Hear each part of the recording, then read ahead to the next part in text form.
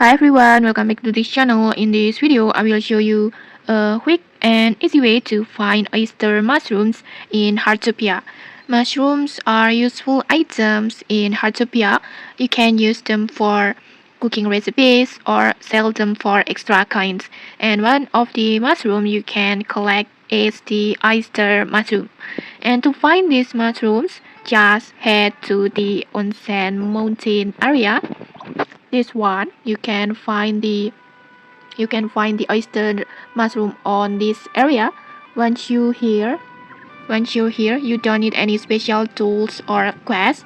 Just simply walk around and explore the area and you will get the mushroom like this. For example, like this one. Just walk to just walk close to the mushroom and then just tap on this icon, this pick up icon, like this, and then just walk around again until you get the mushroom again,